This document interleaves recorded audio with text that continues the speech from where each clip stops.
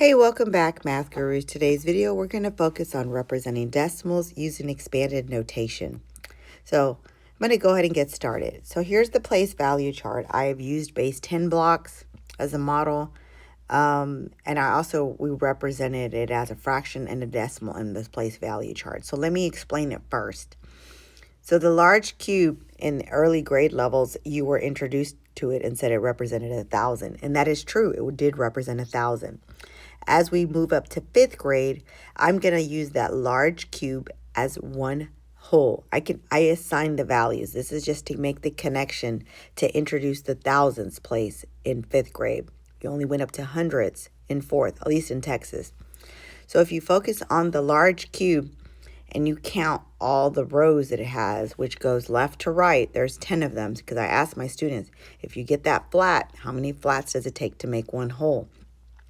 And so we just build it in class, and then they understand that 10 of them makes one whole. So in other words, a flat is 1/10 of the whole, which gives you the fraction of 1/10 and then the decimal of 1/10. Now we move over to the same concept with hundreds. So you get the rod and ask, how many rods does it take to make one whole? 100. So in other words, one rod represents 1/100ths. Last but not least is the thousandths. So in earlier grades, it was a 1, okay? And so we look at the cube and wonder how many small cubes does it take to make one whole? Well, it takes 1,000. So in other words, small cube is 1,000 of a whole number, which is my whole cube, which is with base 10 blocks. Now, I have a representation on your fraction decimal. I recommend pausing the video and putting this in some sort of notes to really make the connections. All right, we're going to go ahead and get started. The first one says expanded notation to standard form. A number is written as, and then it's given us how it's written in expanded notation. What number does the expression represent? And so expanded notation is just given the value of each digit.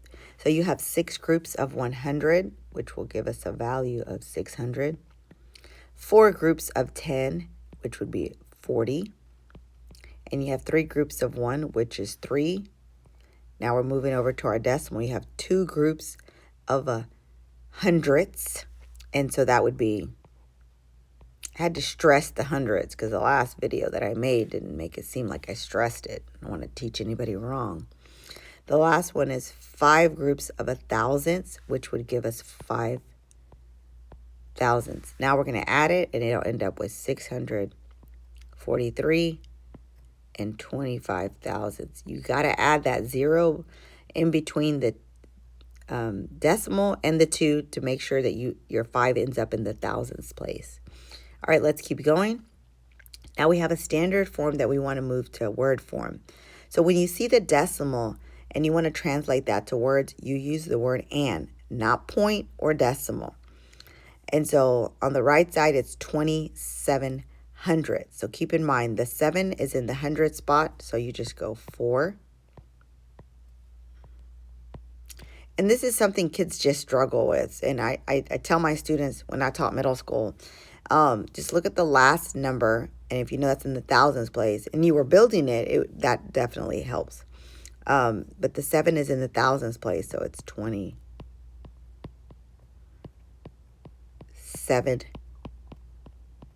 thousandths. And I should not write so messy. Hold on.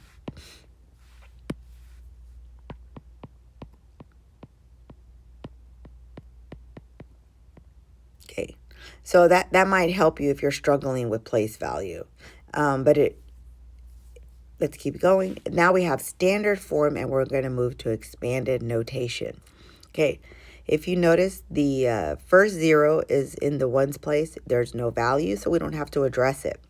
The next one, there is a tenths place, and so there's nothing in there. It's 0.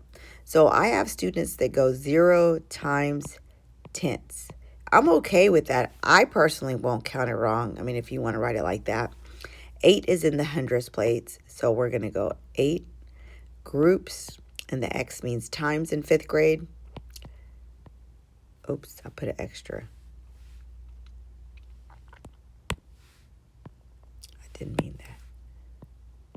8 groups of hundreds, and then now it's 4 groups of 1,000, so 4 times 1,000. And then there you go. You've translated it from standard to expanded.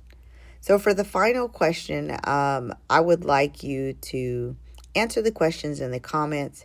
It says, find the incorrect expanded form. 3 students wrote 2,406 and 38 hundredths in expanded notation. There's London, Jackson, and Cameron. Which student made an error? So if you don't mind, answer the question in the comments. Don't forget to hit like and subscribe.